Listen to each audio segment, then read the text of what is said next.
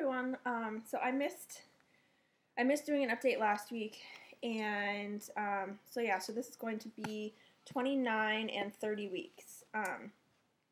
And yeah, because today I am 30 weeks, 1 day, which I can't quite believe that we're down to 10 weeks left. It's kind of crazy, and sorry, I wasn't really paying attention to how I was looking before I started recording. So we're down to 10 weeks till my due date, which is just, I can't quite believe it. It feels like it's coming up really fast, and I'm really realizing more and more how soon it's going to be. Like, I've been looking at classes that I want to take and stuff like that before he gets here, and mainly I want to take the short childbirth class at my hospital, because not for really the childbirth stuff, because I am doing the Bradley method class, which is a 12-week class. We're in the middle of it. We just had class 7 last night. So that's really our main childbirth class. But the one at the hospital, we'll kind of go over the hospital stuff, and we'll get a tour of labor and delivery, which I've already seen, but Eric hasn't seen. So I want to do that, and they only offer that once a month. And they already had the one in February, and the one in April is like towards the end of April, so I don't want to put it off till then. So we're basically left with the March date. And then I also would like to do a newborn care class at this other place where I also go for a pregnancy group and stuff, and for prenatal yoga. And they also offer it once a month, and it was too late to sign up for the February one.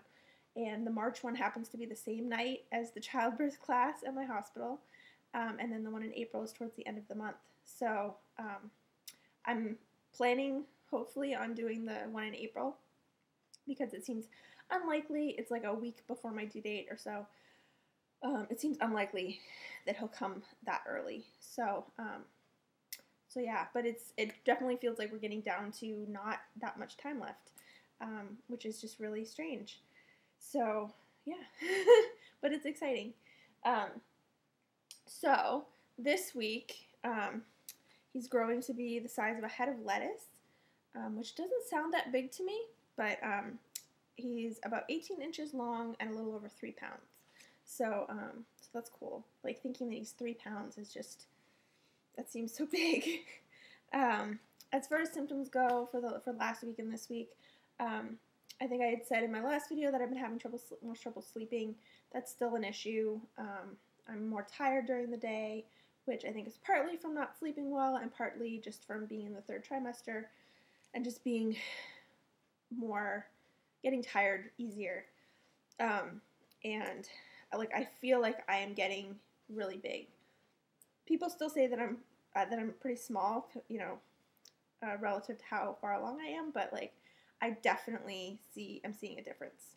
And I took 5 weeks ago, I took a picture and posted it to Facebook, and then yesterday I took a picture and posted it to Facebook, and I can see a huge difference in those 2 pictures. So there's definitely a lot of growth going on. And I've had some minor swelling. I feel like my face also right now looks kind of puffy and not quite normal. And I don't know if that's swelling or just weight gain or what, but there have been a few days where I haven't quite felt comfortable keeping both of my rings on. I usually wear my wedding ring and my engagement ring on my ring finger, and I'm fine keeping my wedding ring on all the time, basically, because it's not bigger, but it's just, I think because it's a slightly thicker band, it's not as uncomfortable. But having both of them on, there have been a few times where I've needed to take my engagement ring off for a while, and then I feel fine putting it back on. So I definitely feel like there's either weight gain or swelling or something going on. I am definitely gaining weight. I feel like I'm gaining more than I would like to. I'm now up about between 25 and 30 pounds. So I feel like at this point I'm going to gain more than the recommended 25 to 35 pounds. But hopefully not too much more. We'll see. Not really anything new as far as food stuff goes. No real strong cravings. and no new reversions. So yeah, the only other thing is that, so last Wednesday I had my OB appointment. I'm now going every 2 weeks as of that appointment, so I go back again next Wednesday. It seems so short between the appointments now, and it's only going to get shorter because before long I'll be going every week. It's a little bit annoying because it is a 45-minute to an hour drive to get out there, and the appointment is only 15 minutes or whatever, but that's fine. That's not like I have a lot of other stuff going on. So, but yeah, so the OB appointment went really well. I'm measuring right where I should be. I was 29 centimeters and I was 29 weeks, so that was right what it should be. And the heartbeat was really good. It was in the high 140s, and yeah, it was overall a good appointment. There was one thing that was kind of strange. I asked, so that in my OB's practice, there are 2 men and 1 woman, and I've been rotating around seeing them all. And I had an appointment with the woman last week, and I asked her about delayed cord clamping. Specifically, like, I wanted to know if that was at all an option for me, because we are going to need to get a cord blood sample to test for Lyme disease and other tick-borne diseases. And I didn't know if that would make it impossible to delay at all. And her response was basically like, you shouldn't delay cord clamping. There's no benefit. There are risks to it, like the blood from the baby can go back into the placenta, and like, you shouldn't do it, basically. Which I was really surprised about, because it seems like it's becoming a more widely accepted and widely practiced procedure to delay the cord clamping and cutting. So I was surprised by that.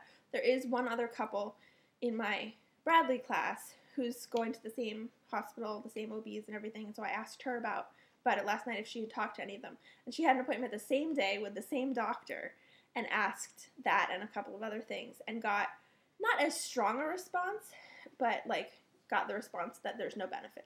So you shouldn't, like, there's no reason to do it.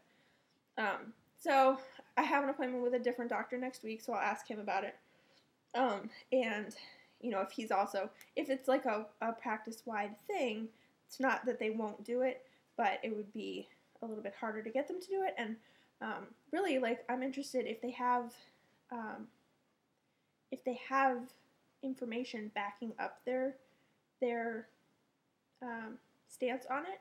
I'm very interested in reading it, because everything that I've read makes total sense to me that you would want to delay. So whatever.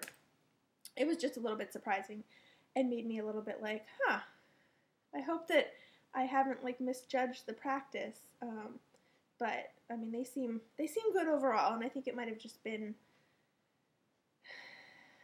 I don't know. I think it might just be her. So anyway, so that's pretty much it. He's also been moving a lot. He woke me up for the first time in the middle of the night a few nights ago, and yeah, there's been lots and lots of movement. I think right now he has the hiccups. He is head down, which is great. Hopefully he'll stay that way. They confirmed that at the appointment. So yeah, so I will do a belly shot, and that will be it. Whoa, making stuff fly around. Let's see. Okay, hopefully you can see this well enough. So this is 30 weeks, and I feel like I'm really big. It's kind of dark that way. Yeah, it just feels really big, and I still feel like it's bigger on the top. So